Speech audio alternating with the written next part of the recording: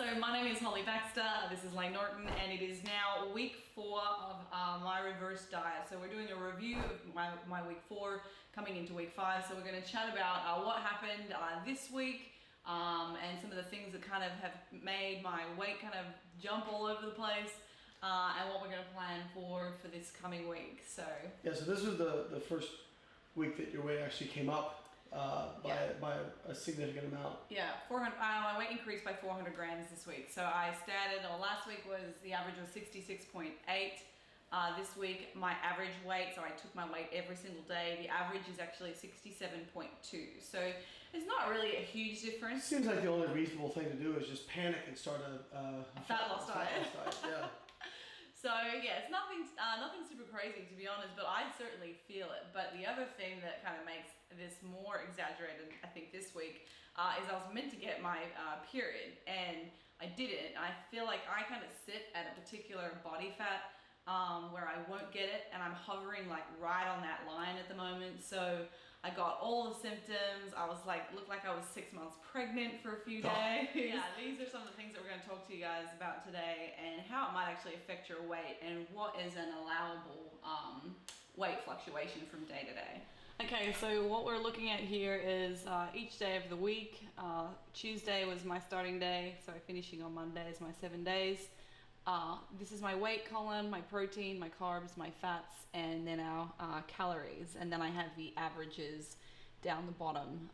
These very bottom numbers are my actual targets for the week. So Lane, do you want to kind of go through this? I mean, I would say you were adherent, but not adherent. You were low. So yeah, did you have a lot less hunger that day? Like, you know what? I actually saved up a lot of macros because I knew we would be going out for dinner. On Friday night, we'd planned to go down to St. Pete and have some drinks. So I probably left too many macros, and then I didn't end up wanting to have lots of alcohol or lots of food. Yeah. So that's probably why. And then when we got home, just didn't really eat the rest of my macros. So otherwise, like, this is pretty close. Like 1751, 1736, 17. At least I'm hitting the 17. So I'm really like, you know, yeah, it's just that one day really put me back a little bit. Yeah. So obviously the concern is, well, you were a little bit under and you still gained 400 grams, but you also have, you know, you even though you never actually got your period, some women who are very close to that threshold, they still get the hormonal symptoms. So you were a little bit more emotional, you know, those sorts of things. A little bit. And so I think that you probably had that flux and it just never quite happened. But like today, you weighed in today and you were, what were you? 66.4 today. So you actually were down almost a kilo. Yeah, well, just today. If I put that in up here, so this is I've just got this table set up over here with my weight. So if I plug in 66.4, you're probably going to be closer to this. Well, actually, it still only brings my average back to 67.1. Yeah, because there's only one data point. There's only one data point, but I think what that shows is, like, if you look at your average, you went up, you peaked here. Yeah, this was the day I had most of my symptoms for my period. So you can see I went up like 400 grams. And then you started coming down yesterday. You're down today. Yeah. You'll probably stabilize right around there. Yeah. And then that's you know, we're forecasting, but I think, you know, 400 grams for a period, that's not that bad. I know a lot of women who will gain 2-3 kilos. That was my next question. So let's talk about like acceptable weight fluxes, because I have a lot of clients that will say, hey, you know, should I be weighing myself once a week just on check-in day? Should I be weighing myself every day? Oh, I see huge fluctuations from day to day. My weight, especially men, I find actually it's a little worse. Obviously, you're working with bigger mass, so there's more likeliness for bigger flux. So Lane, let's look at what we do. Well, I think one of the problems if you don't use averages is, like, what was the average last week? 66.8? Yes. So 66.8 to 67.2, that's not a terrible fluctuation. No. But what if you had weighed in, let's say you were weighing in on Saturdays. Right. And the previous week, you were 66.4 on, I don't know what it was on Saturday previous week, but let's say you kind of caught yourself, you're going to oscillate a little bit here and there. What if you had caught yourself at kind of the valley there, but you caught yourself at the peak here, and now you're going, oh my God, I gained 1.2 kilos, right? Well, when in actuality, the reality was only less than half that. Yeah. So that's why we like averages, because it kind of washes out a lot of that noise. But the caveat that some people can't do averages because they just go too nutty about every single weigh-in. Yeah. So for us, I think I know I don't overreact to one weigh-in.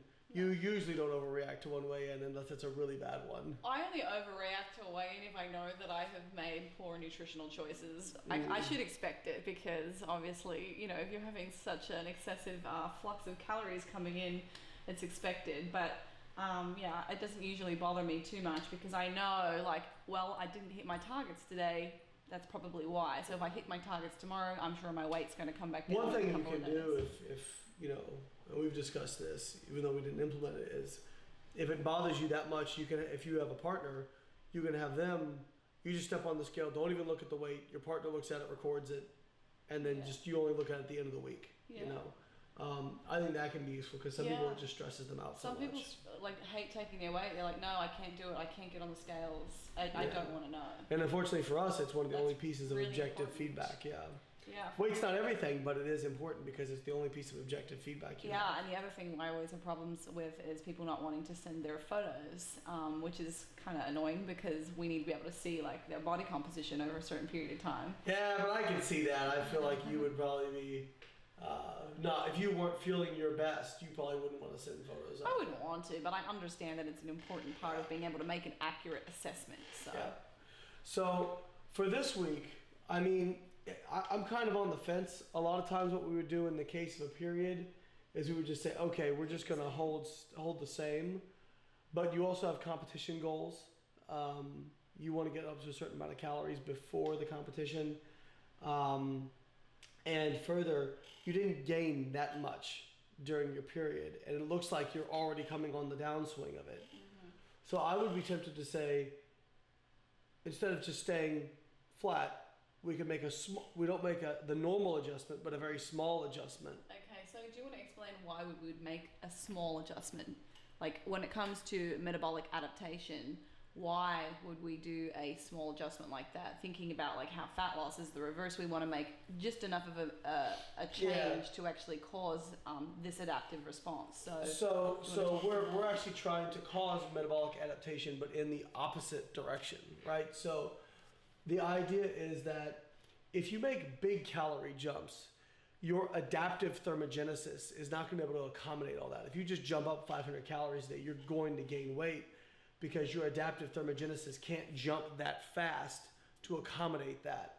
Whereas if you only add 20, 30, 40 calories, a lot of times you won't gain weight. Your body will just dissipate that as heat, or you'll just have adaptive thermogenesis.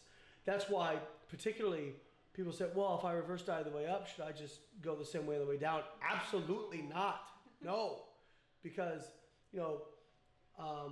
if you just drop 50 calories out of your diet, I promise you absolutely nothing will happen. Yeah. Nothing.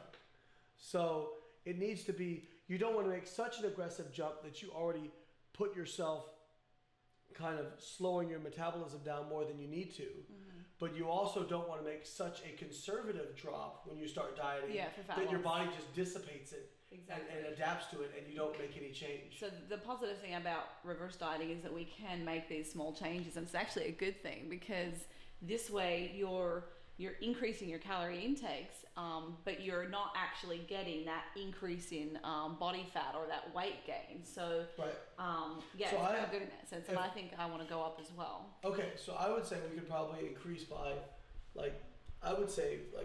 we usually do like 10 grams of carbs and 2 grams of fat, something like that. Yeah. I think we could do like 5 grams of carbs and 2 grams of fat. Now, I have a question, and I know what I will do, but I'm gonna just say it anyway. So what I've noticed this past week or so is just having that increased flexibility for more foods. My food preferences really err towards protein. Mm-hmm. That's just my habit. Okay. I really enjoy protein foods, not like meats and things. It's like yogurts. You kept, one of your things was like, I don't want to build any more muscle. I'm happy with my muscle mass. Yeah. So like one of the best ways to get you to lose muscle mass or maintain would be to lower your protein intake. But I also know it gives you, this is an Aussie term, it gives you the shits if you can't hit your protein, carbs, and fats as you need to. So I'm fine with adding protein because I think you look awesome with muscle. Okay, well, do you want to quickly talk about that? So how is so me having a lower protein intake versus taking my protein up when it comes to like optimal protein consumption and intakes for a certain lean body mass? How, Lane, is me taking my protein from say 140, which would be around 2.2 grams per kilo of lean mass for my current weight, if I take that up to like 2.8 or 2.9 or even 3, which would be about the max that you want to have, how does that impact my ability to build more muscle?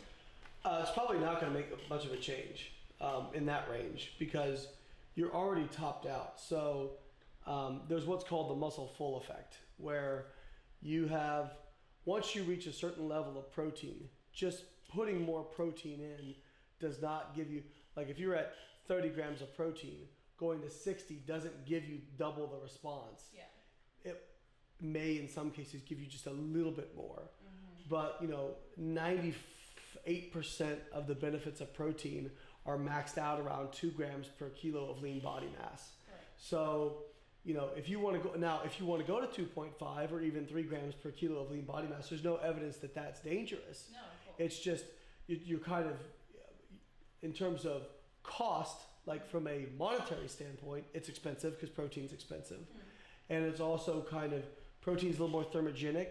Yeah. So I'm not having the same adaptive response in that sense. Yeah. If you're increasing your protein so significantly, if I went gram for gram, increase to carbohydrate, increase to fat versus protein, the thermic effect, I guess, of protein compared to carbohydrates and fats is not equal. So effectively, it's not really having that same, it's not like comparing apples for apples if you increase those macros equally. Right. So. And people ask, should I increase protein on a reverse diet? I would say if protein's already sufficient, you don't need to increase protein. However, in Holly's case, the one time I do increase it is if somebody's just having trouble adhering to the targets because they feel like they're too low for them. Yeah. So if you want to increase it, I think we can increase it by 5 grams. But what I would say is start reducing your portion sizes of protein. Yeah. Well, you know what? Let's be pretty conservative this week. So I would say 5 grams of protein and 5 grams of carbs would be my increase. Okay. Well, I mean, I would actually like to add some more to my fats as well. Okay, so we want to do 5 grams protein and 2 grams of fat? 2 grams of fat, yeah. Okay, that's okay. Okay, so new targets. I'm only taking it up like 165 for my protein, from 170 to 175, very small increase, and then 2 grams of fat, from 51 to 53. So if we come across to the table just here. Oh, you did increase carbs. I'm proud of you for that. Yeah, I'm gonna broke the 1,800 calorie barrier. Yay! So I've gone from 1751 to 1808. So we're talking 59 like calories here. Like it's not 57 calories. But look at over the course of time. You ended your diet at 1459, and now you're up to you're almost 350 calories up.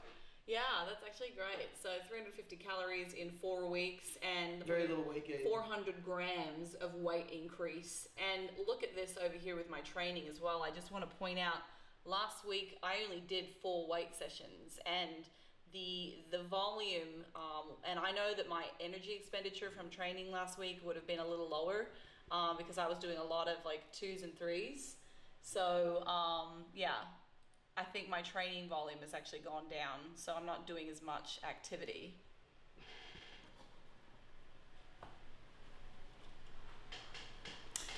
So that is basically where we'll end this today. Small increases just because we want to kind of get things back to being stable with me having had my fake phantom period, which I wish would either just make its decision whether it wants to be there or not. But anyway, that's where we're going to leave it this week. I hope you're finding this this stuff really valuable, and that you can apply some of the things that we're talking about to your own circumstances. If you're interested in one-on-one coaching, you can obviously contact Lane and I. That is a client calling. We've got to go. Catch you guys next time. So just putting Lane aside and going to discuss my thoughts about this. I'm a little bit apprehensive about the increase in calories, just because I saw like my weight jump up to 67.5, and I'm still a female. I still get a little bit kind of nervous and anxious about that, but I know that the point of this is to get my calories as high as I possibly can leading into my contest prep diet, which will start in around August of this year. So I'll be competing in November or early November. There's a couple of shows. So yeah, I really want to get to 300 carbohydrates and a good amount of fat. So yeah, I have to keep reminding myself about the long-term goal, because it's going to put me in a much better position come time to for a fat loss diet down the track. As so far as my weight increase, I definitely feel like I've lost the definition in my stomach, but I think also having your monthlies, or at least the symptoms, where you have a lot of bloating and abdominal discomfort, it probably is a little bit more mental, if anything. Like friends of mine have said, like, you don't really look any different, and they see me every week. So it's kind of comforting to know that probably is just me. So yeah, I'm going to leave you guys with a quick snapshot of my physique this week. I might even do a side-by-side comparison, so you can actually see my turns from week 1 to week now, and you guys can let me know if you think I look any different. Thanks again for watching, and I hope you're really finding this reverse diet series valuable. I'm losing my mind just a little.